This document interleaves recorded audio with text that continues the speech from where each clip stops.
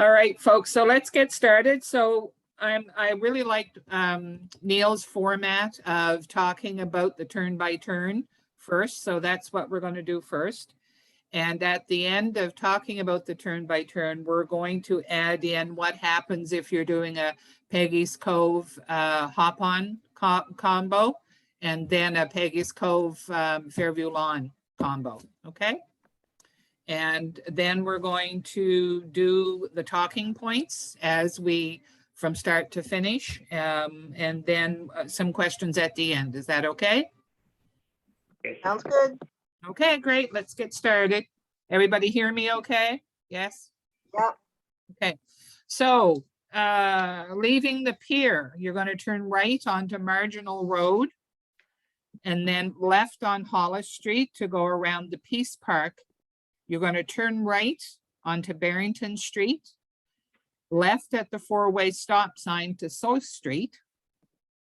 You're going to go up past the Victorian houses and the two cemeteries on the right. We're going to talk about those a bit later when we do the talking points. You're going to you're going to turn right on South Park Street. You're going to cross Spring Garden Road, straight up Bell Street onto Quinpool Road, right down to the Armdale Rotary, up St. Margaret's Bay Road, left on Highway 333 to Peggy's Cove. When we leave Peggy's, you're going to go back onto the 333 towards 10 Talon. You're going to turn right onto the old Highway 3, which is still the St. Margaret's Bay Road. And then you're going to turn left at the lights onto the Hammonds Plains Road until you get to the ramp to take you back or take you to Highway 103. And that's about a 15-minute drive, I think, if I remember, to get you onto merging onto the 102 straight into Bears Road. Then you're going to work with the traffic on Bears Road. You're going to turn left on Connaught Avenue, left onto Windsor Street, go through the Windsor Street Exchange towards Barrington Street. You're going to branch left onto Hollis Street, and then you're going to turn left onto Marginal Road, right back to the pier. If anybody wants me to send this, what I've typed out here to Beth, and she can pass it on to you, that's great. I'll do that. I take it, Beth, the graphic artist wasn't able to do that, so that's fine. Well, I do have it, but I only have it in its first draft, and it just came about 15 minutes ago, and so I just didn't want to send it out until you had a chance to look at it, Helen. So everybody, yes, there is a map. I just want to get an okay before I send it out. No worries. So any questions on that first little blurb? And it's pretty straightforward. Okay, so I'll continue. So if you're doing a PC and a FLC combo, you turn left as you're coming. After you turn onto Connaught Avenue, you're going to turn left onto Chisholm Street and park at the foot of the Fairview Lawn Cemetery. You're going to do your thing, and when you come back, you're going to turn around and get back to Connaught, left on Connaught, up to the lights on Windsor, and then carry on as if you hadn't been at Fairview Lawn, right? Okay. Now, we all know how crazy timing can be sometimes, especially if the ship is late or you can't find a guest at Peggy's Cove, flat tires, God forbid, anything like that. So you've got to keep in mind some alternate routes. So what I would normally do is when you're coming in on the 102, before you hit Bears Road, you would take the Joseph Howe exit. I think it's exit number 1 off the 102, okay? And that would bring you 0. It might be Or 0, yeah. 0, yeah. I tried to find, so yeah, it very well could be 0. And so you're gonna, at the set of lights there, you're gonna turn left onto Joseph Howe, pass all the superstore and that kind of thing. You're gonna take the ramp right to bring you to the Windsor Street Exchange, and you're gonna turn left at those lights and continue on your way to Barrington Street. Right? Right. Okay. Another way, one I've done lots of times, because you know how crazy Bears Road can get before you turn left at those lights on Connaught, Yeah. right? And you've only got a flashy light for a few seconds. If it's traffic time, you can only about 3 or 4 vehicles can make that left-hand turn onto Connaught. So again, depending on time and how much traffic, I'll often have the driver just continue up Bears Road to Windsor Street and hang a left on Windsor and continue on from there. And if you were doing Fairview Lawn and there was lots of traffic, you could still do that and have the driver turn left onto Connaught and then do Chisholm and come back out. Make sense? Okay. And then in extreme constraints, to save time, you might need to get approval from MOS for this one. But basically, if you're really running late and you're just doing a straight Peggy's Cove tour, not Fairview Lawn, you could always just come back in St. Margaret's Bay Road and reverse the way you went out around the Rotary up Quinpool Road and just go back the same way you came out. I've had to do that a time or two. Not necessarily maybe for Peggy's Cove, but if you're doing Lunenburg, Mahone Bay, one of the real long tours. Okay. So that's that. Any questions on that? No. Everybody good? So nice to see everybody. Okay, talking points. Again, not going to get into huge, like the actual history of anything, but just the talking points of what, as far as I'm aware, ambassadors wants us to talk about. Okay.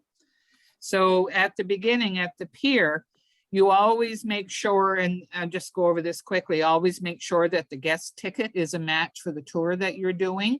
Some of them are very, very close in number and it can get really confusing. You and your driver can tag team to count tickets to ensure that there is a ticket for each guest. That's how the company gets paid, right? I can't remember the age limit for little ones not needing a ticket. Beth, is it 2 years old or something? Yeah, not to worry anyway. Figure that one out the day of the pier. After introductions of both you and your driver and your safety blurb, you head out when the MOS lets you go. If the ship is late or other circumstances delay a tour, you will have to make up lost time somehow. I won't get into procedures for guest injuries or anything like that, because that'll be part of extended training, I imagine.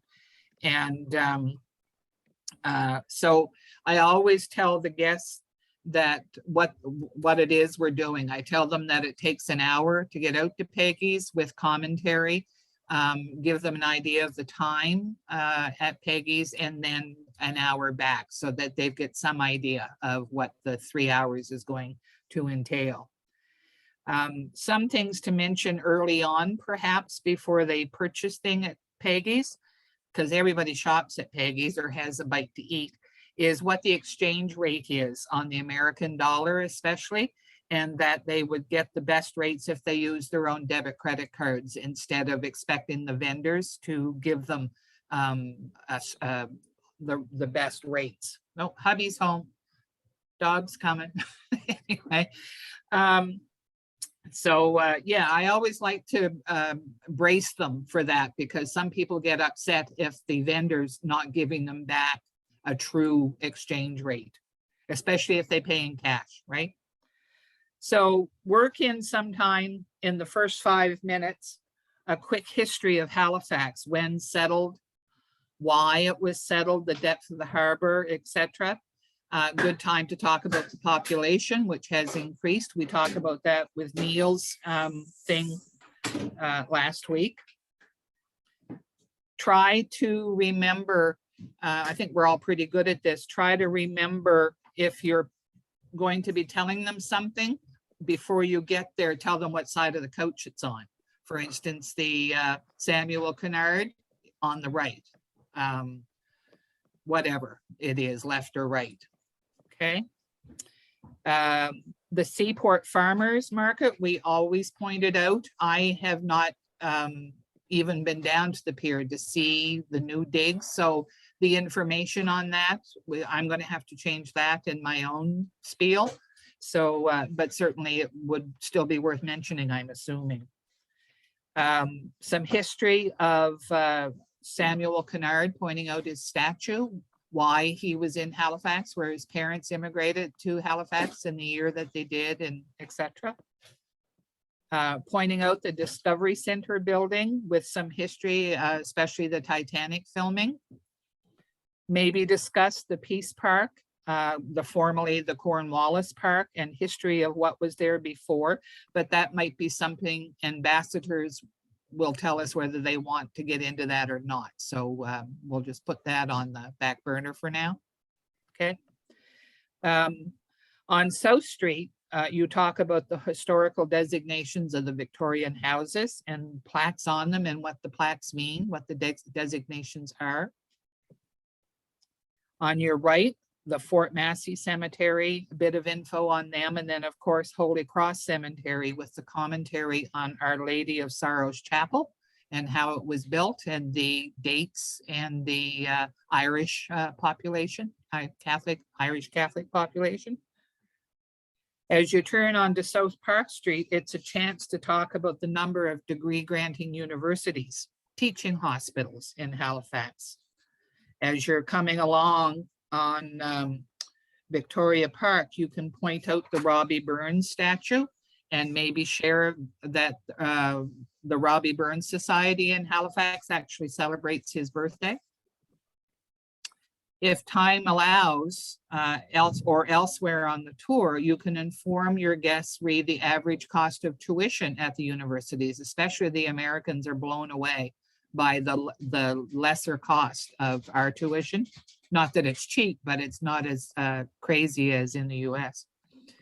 So the average cost of tuition, a lot of guests ask what our average yearly income is, average house prices, property taxes, what type of employment is there, things like that. I give details about the public gardens as you go by, and then the Bengal Lancers on the left, Citadel Hill on the right, the skating oval as you pass. When you get onto Quinpool Road, Neil mentioned this the other day as well, because there's the couple of gas stations, is to talk about exchange values on the gas prices. And that always blows them away. Some of the stations have the thing too about the 4 liters of milk, and that blows them away as well. The price of our milk compared to theirs, American again. And also the McDonald's sign on the left, the McDonald's restaurant on the left with the Canadian maple leaf in the middle of the big M. It's always fun to tell them about that. You can fill in your own choice of info as you travel down Quinpool and out St. Margaret's Bay Road, but as you come close to the Rotary, of course, you're going to talk about the Northwest Arm a little bit. If you've got time, you may want to, especially the Americans, may want to tell them about the, sorry, I didn't write this down, the Dead Man's Island and the history behind that. I'm just going to mark that down. Hold on for a sec.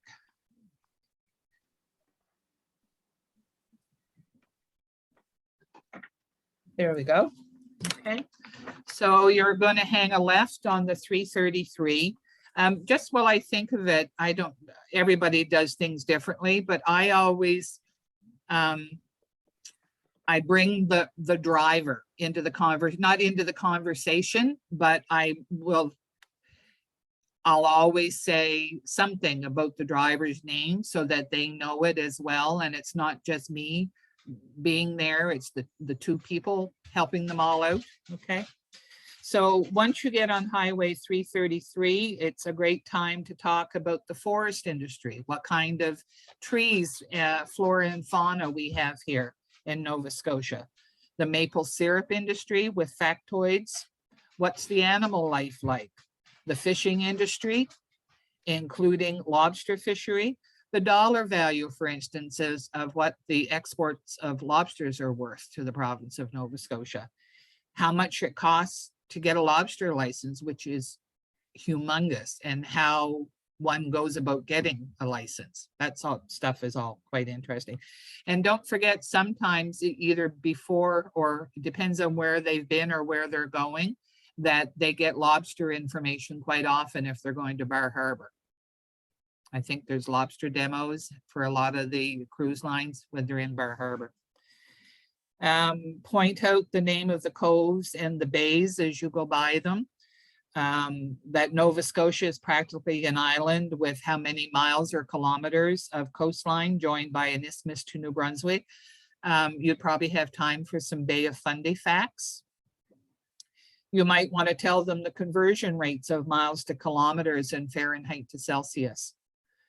And they always love to know how much snow we get, so you should have that in your portfolio. I always joke and say none. What are you thinking? You'll want to tell them the story, of course, about the SS Atlantic and point out the turnoff to Terrence Bay Road where the museum is. It's also a good time to talk about the Nova Scotia tartan history and what the colors represent, which were designed by Bessie Murray. Her loom is on display at that museum. If none of you, well, I know many of you have probably gone to that museum, but for those who haven't, it's a great day out. Take a picnic and go for a walk and on the trails and everything. And the museum is lovely. I think they have a little tea room there too in the summertime, I think. Maybe not this last couple of years because of COVID, but you never know. Let me see. Once you hit the Peggy's Cove Preservation Area, you can talk about the rock formations, the age, etc. At this point, sorry, I would generally tell the guests the safety concerns about the rocks, the washroom facilities at Peggy's, which have changed, of course, how much time they will have at the Cove. Actual time may depend on traffic, if we were running late, or how many coaches are going to be there on any given day, all kinds of things that could thwart a perfect timing. Tell them the theories of how Peggy's Cove got its name. I always remind them of the coach number, and I put a photo of Jake the dog in the windshield so that they know what bus to come back to.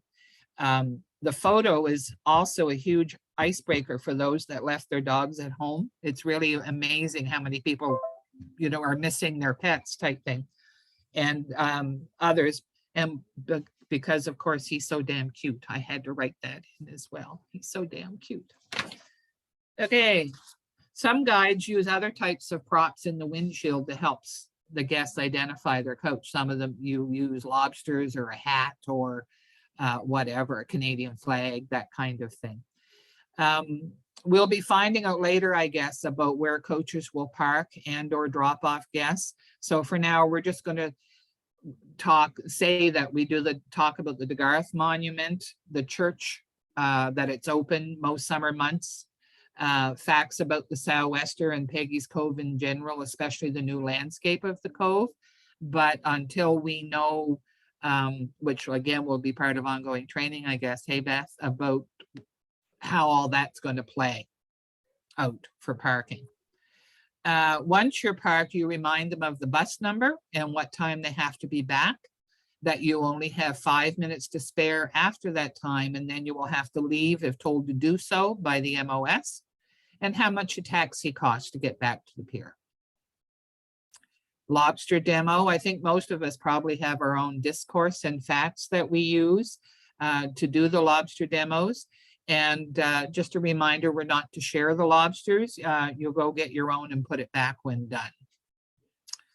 Once back on the coach, you can perhaps chat about their visit.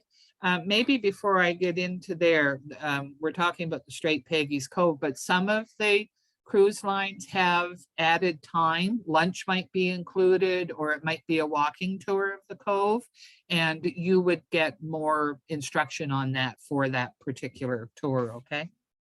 So once back on the coach, you can ask them about their visit. Did they enjoy it? If it's pouring down rain and 10 buses, you might not want to ask them, but If it's a good day, ask them how their visit was.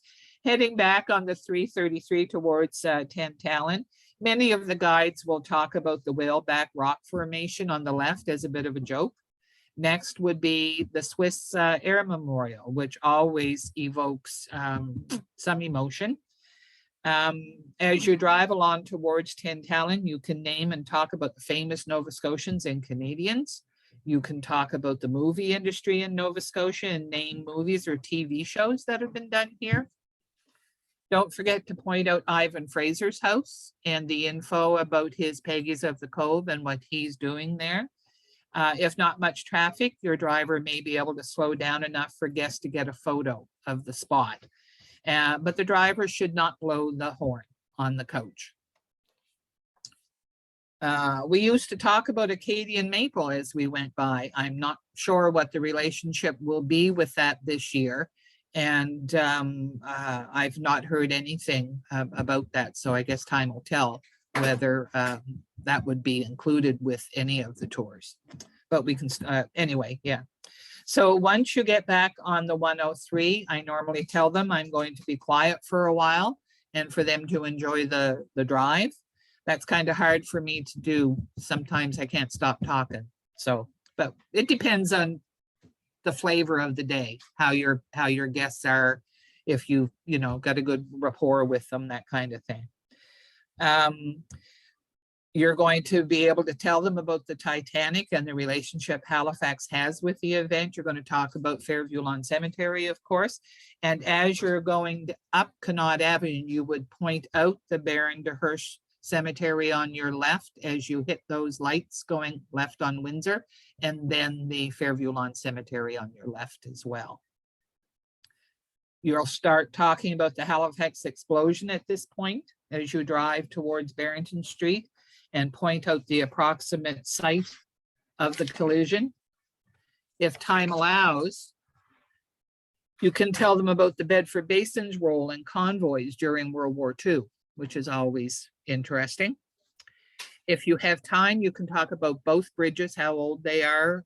Some guides like to tell the story of the curse of the McDonald Bridge, and others like to talk about the big lift, or you can do both if you have time. You'd want to point out the Halifax Naval Dockyard, info on our Navy, that we're a NATO country.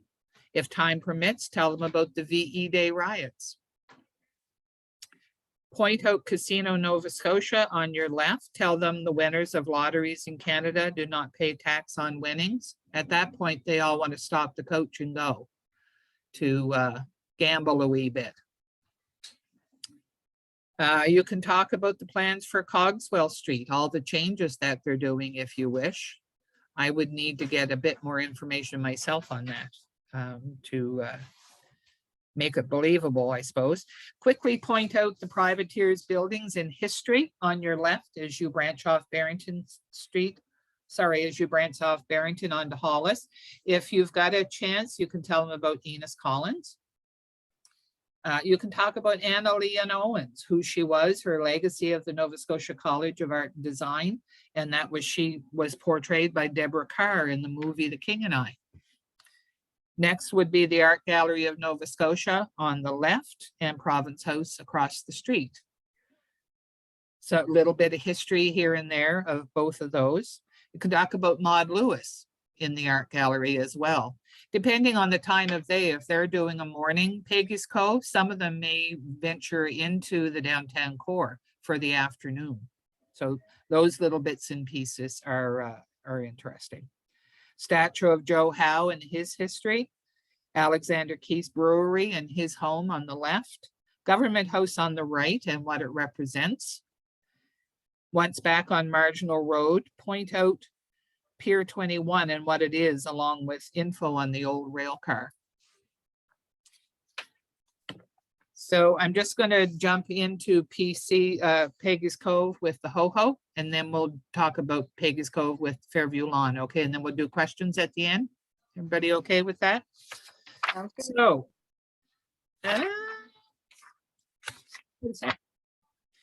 So you need to be aware that if the guests are doing a hop on hop off tour after Peggy's Cove tour, or even if you're doing an afternoon PC and they've done their ho-ho in the morning, you just need to try not to say too much about the topics that will be discussed by the ho-ho guides or has been discussed by the ho-ho guides. There's certainly going to be some repeat repetition there, but just, I guess, try and keep that at a minimum. And you'll get a feel for whether if they've already done the ho-ho, that they really don't want to hear it again type thing. You'll need to give out the ho-ho decals and brochures. I normally do that at Peggy's Cove as they're coming back on the coach is normally when I hand out the ho-ho decals and the brochures. You can give them a quick rundown of what to expect about the ho-ho tour. Example, it's 90 minutes long, how many stops there is, and repeat that their ho-ho guide will tell them all this again. Okay. So that's for the ho-ho. Peggy's Cove with Fairview Lawn. Once I park on Chisholm, I normally gather the guests to stop at the first poster board unless it's crazy busy there. And I tell them to take pics of the boards to read later. So they're not holding up the tour.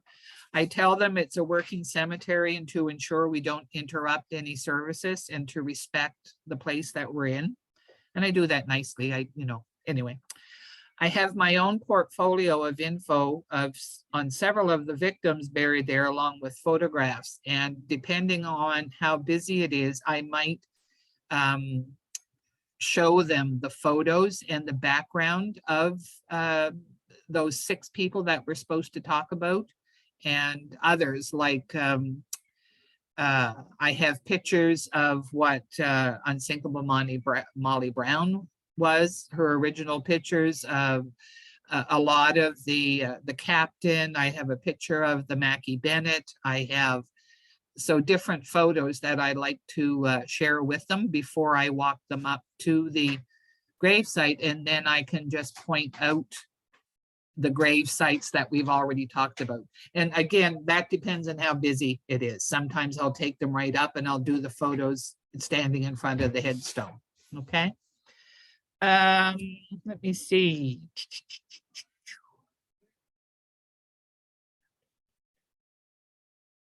And always be mindful not to interfere with the other guides doing their tours, and keeping in mind that there's not lots of other companies, but there's other tour companies besides ambassadors that you may have to share the grounds with when you're there.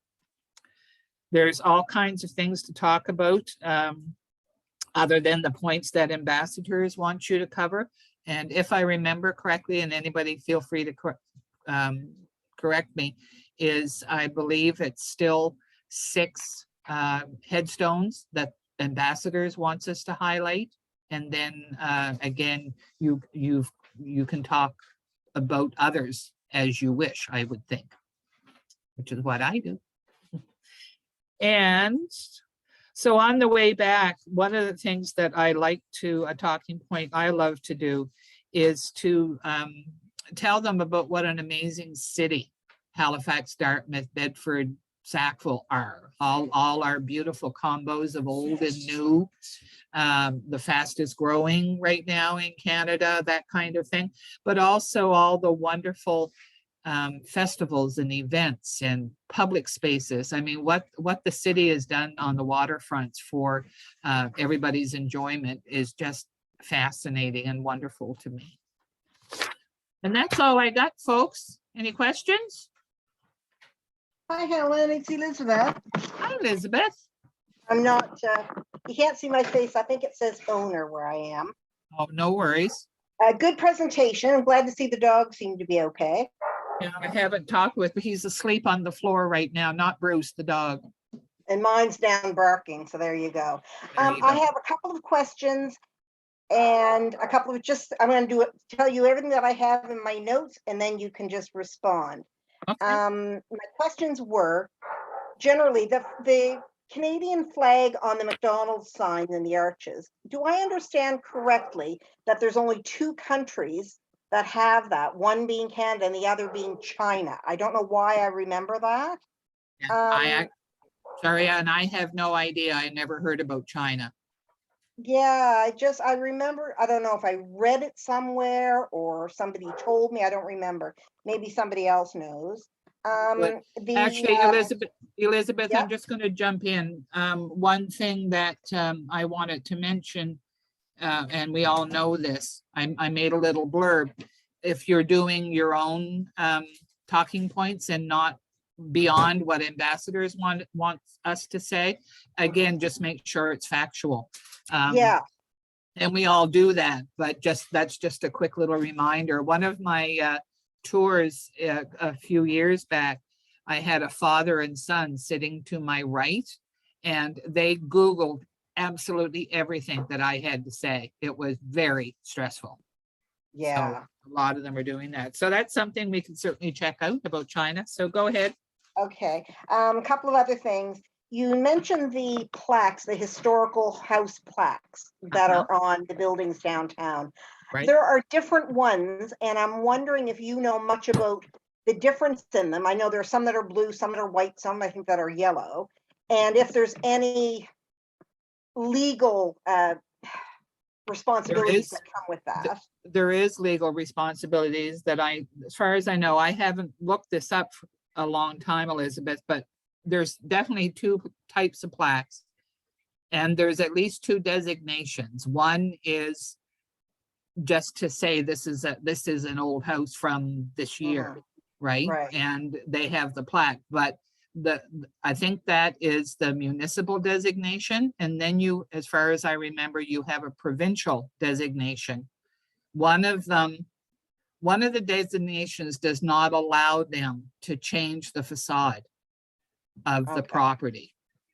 Okay, so that's something we can certainly check out further. Yeah, somebody else may have information. The only other thing Exactly. I was going to mention, then I'll shut up. Right.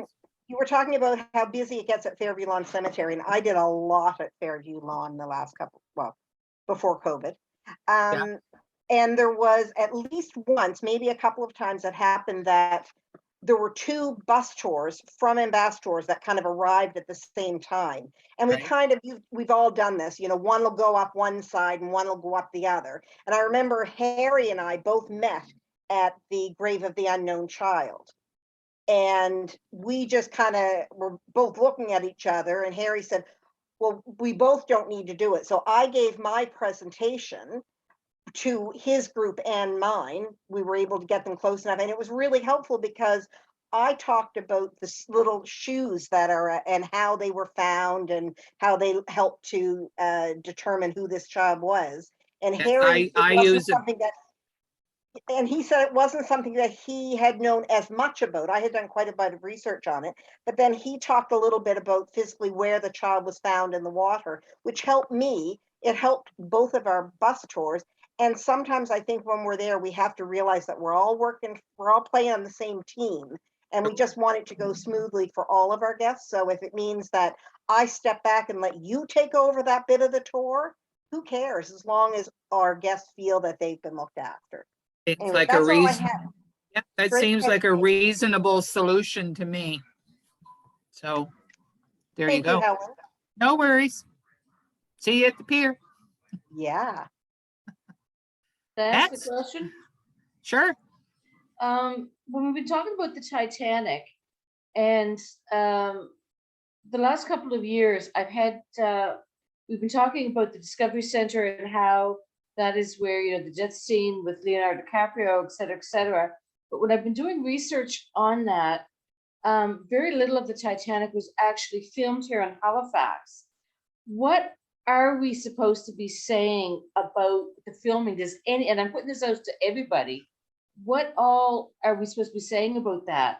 Because I'm getting the impression that we have been false leading that more has been filmed here in Halifax than was. Yeah, that's certainly quite possible, Joanne. I would probably suggest if somebody's listening that has factual facts, to share it with the rest of us, to give it to Beth, and she can put it as part of the info, I guess. Hey, Beth? Yeah, and I Actually, would say that you don't have to talk about it at all if you don't want to. It's not, that's true. not a mandatory speaking point. But I think the issue is people do find it interesting because of the connections that we have to Titanic. And I do think it's some stuff, like my understanding is there was a place in Dartmouth that they did do a bit of the filming, but we talk about, oh, did you know that right here was this death scene? And last summer, a lot of people, I get talking to people that said, no, it wasn't. And I'm wondering if that's something that we may be able to confirm before we go on with these tours, because everything else we talk about, I think, is quite accurate. But I'm concerned that that's not, and that we're kind of misleading people on Right. that. Well, if we can get it, that would be good to have. And as Beth said, you don't even have to mention it unless you Yeah. want to. But when I mention it, I just talk about that there was a sound studio in that building, and Yes. parts of the Titanic were filmed in that building. I like the way you put that. That actually works. And thank you, Helen. I've enjoyed this. I got a lot of good talking points. No problem. if I may say, I read, I can't recall where, Joel here, good day, everybody. Thanks, Joelle. The scene that was filmed at the Discovery Center was the very, very opening scene when you see like 4 guys in a mini sub, and they're basically introducing the film, and they talk about how the Titanic, was not equipped to avoid they're looking at the Titanic, and they're trying to get into a safe, and but it's a very, very modern scene. It's basically a cutout of a submarine, of a mini sub, with 4 guys, and then they start talking about the history, and then the film goes back to 1912, where we see the Titanic, people boarding. So it was a fairly brief scene, and if you watch Titanic again, it's the very, very beginning. That's what I Thanks, understood as Joelle. well, that it was a very small amount, and it was water scenes, and I don't think it had anything to do with Leonardo DiCaprio or Kate Winslet or whatever. No, The other they were thing, not. Joanne, They that were not I in the talk scenes. about, sorry? They were not in the scenes. It's a very No, modern scene. no. Yeah. Yeah, it was I'm- before I'm- they were in it. The I'm other reading thing I something talk from the about is website here. Cameron. It says, when the film Titanic was being shot, Cameron spent a great deal of time at the museum and even remodeled the ship's famous staircase based on the one displayed at the museum.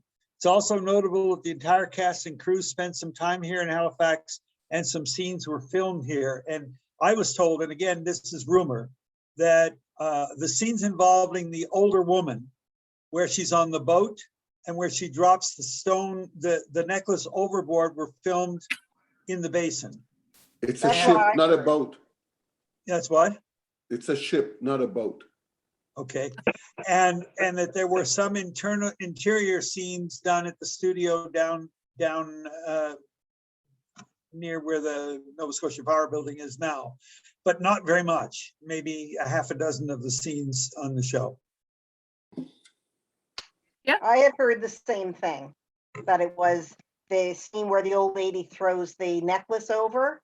And I didn't know if that was for Basin or in that sound stage. I usually say it was in the sound stage just for a bit of light humor. If you look in, maybe that jewel is there, sort of thing.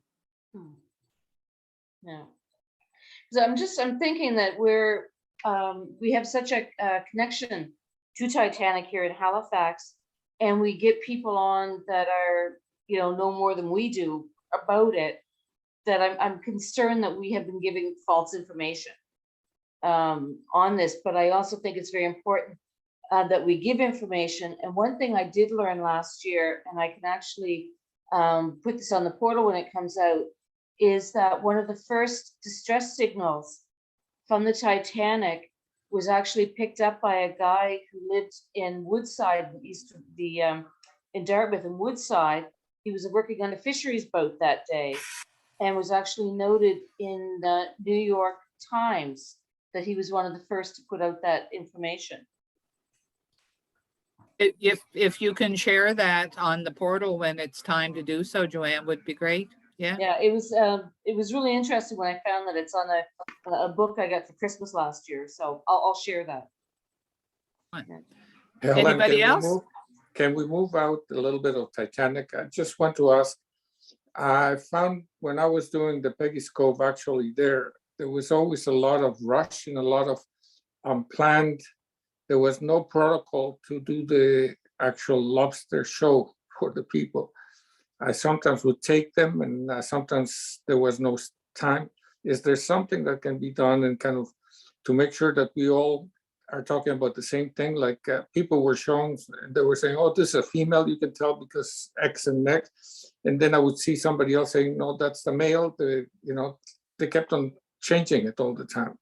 And the number of ones that are caught, and also I felt bad for the lobsters themselves because they were just, somebody would just come and pick them up.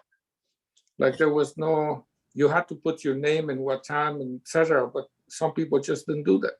Yeah, well, I'm sure that Beth will be reminding us as part of the ongoing training sessions about that.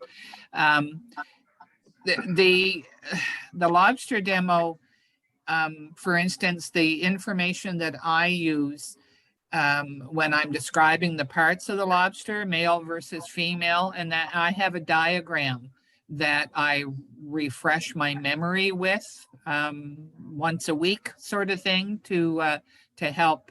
And again, I think most of us have our own bits and pieces, factoids about lobster menage. But I mentioned to Beth when I knew I was doing this, if the company had a set dialogue. And she said, I think, Beth, you said you didn't, but we didn't, or your ambassadors didn't, but we could certainly put something together. So maybe that's something that can be done. Okay, thanks. Yeah, and I just want to add, if that's okay, whether we're talking about the movie Titanic or lobsters or whatever, I can give you all the information from every website or every book. But at the end of the day, I'm not saying that you guys don't do this, but like you have to feel comfortable that what you're saying is what you know to be the truth. And if you don't believe that the facts are real, or you're not sure about what gender the lobster is, then don't talk about it. I would never ever, we would never want you to talk about something you didn't feel confident in, or that it was true or accurate. So, there is that. Certainly we trust you implicitly to take that creative license and to talk about whatever you feel, is the most accurate information. Sometimes you can have a lot of fun showing the parts of the lobster. I remember many moons ago having a gal, I think she was Spanish. I'm not quite sure where she was from, but she pointed out to myself and all the other guests what all the sexual parts were in Spanish. It was really funny. Anyway, so any other questions, folks? I kind of have a question. I'm not sure, Helen, it's directly at you or just in general. And Helen, great show. I love hearing the extra tidbits to say on the way out and back. Hi, Amy. I hope you're feeling better.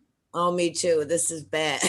But anyways, and I noticed even in Neil's presentation, and we brought it up again, and that is as we're leaving the pier, saying that we are on unceded Indigenous land, as well as our Africville. I think we're supposed to be doing some stronger mention of our heritage and what's around us. Where are we able to put that in? And again, more information on it. I think considering the times and what we're living through and against, that should be forfeit to our informations. Yeah, I guess that's a question for back at Beth. Great job, Helen. By no means, I just, it's been noticing, being our second one in, we need to reinforce this, isn't it? No worries, kiddo.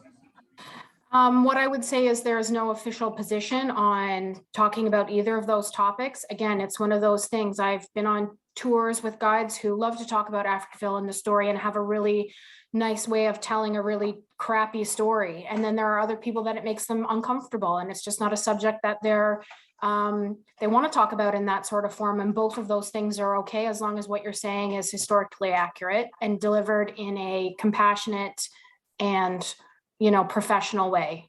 But as of right now, there is no official stance or policy on talking about either one of those things. That might change, but as of right now, there isn't. Okay, wasn't it when we were coming into the supposedly 2022 season, wasn't there something that was worked on in more detail of and looking at possibly stopping at the museum? Nothing worse than driving by and pointing something out and saying, oh yeah, $20 cab ride will get you here. Yeah, there's nothing that I know of that was in development. Now, I know that this year there's like an extra thing going on there, and I sound so ignorant because I can't remember what it's called right now, but there's like a not a festival, but there's, I don't know, something there this year, and so that might change. That I don't know, but as of right now, there's nothing planned to go down there. The Okay, biggest problem with Africville isn't sharing the information as much as we don't have a lot of time to do it. There's a very short window from, I do try to include it on my tours, and I start it just usually when we're stopped, hopefully at a light at the Windsor Street Exchange. But by the time we get to seeing the rooftop of the replica of the church that's now the museum, I have to try and fit what I can in that very small window.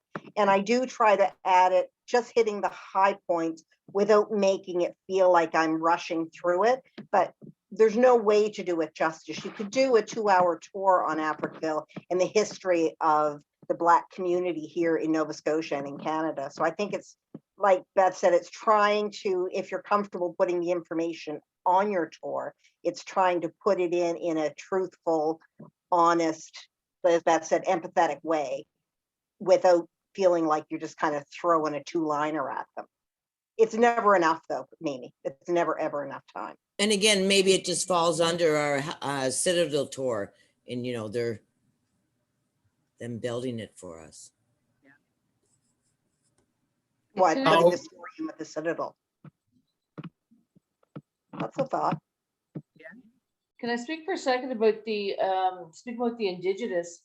I worked on the Harbor Hopper last summer, and we were told to mention the unceded, unsurrendered lands of the Mi'kmaq people.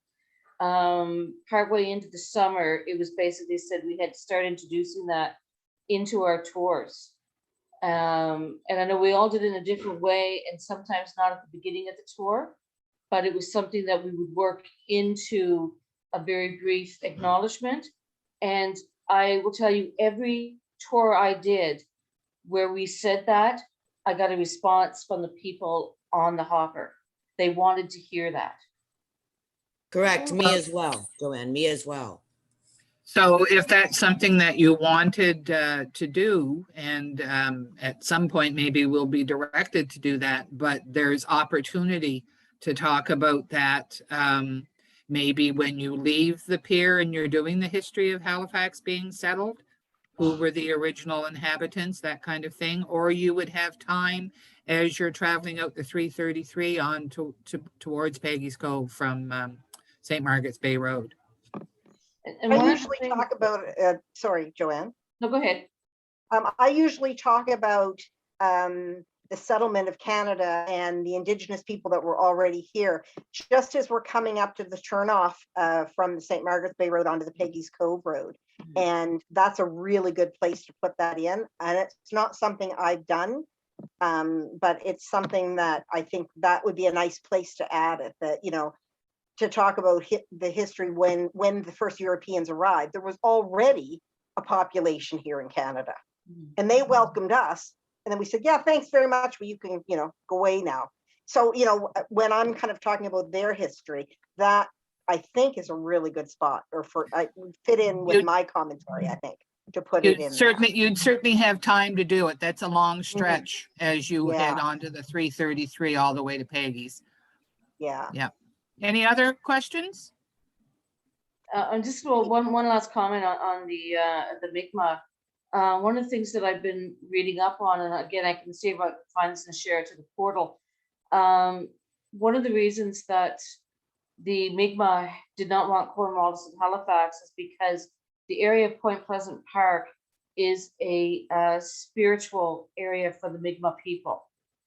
And basically, from what I've been reading, is that the Mi'kmaq said, you know, we welcome you here to Jabuktuk, just don't put your city right here in this location, move it down farther, kind of idea. And without getting into the whole conflict of Cornwallis and that, what I started saying was that it was the unceded, spiritual, treaty land, whatever, Mi'kmaq. That's not how I said it, but I've had a way of putting it in so that you kind of get it all in there, and then we're able to go on and just say, they've been here for 10,000 years kind of thing. Very quick, 30 seconds. But I found, and those, when we do the, when we would go up Citadel Hill, that was a good place to introduce it because you have the 3 languages on the sign saying, welcome to Citadel Hill, with the Mi'kmaq, English, French. And I know I'm getting off the tour a little bit, but just something to think about.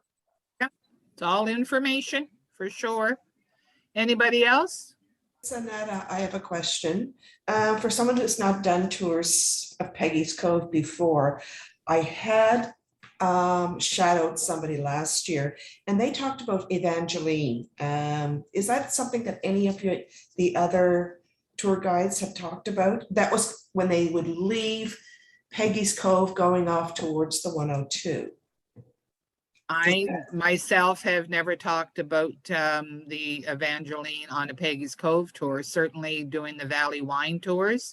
I have, and doing Lunenburg Mahone Bay, I have, because you specifically talk about the Bay of Fundy and farming and that kind of thing.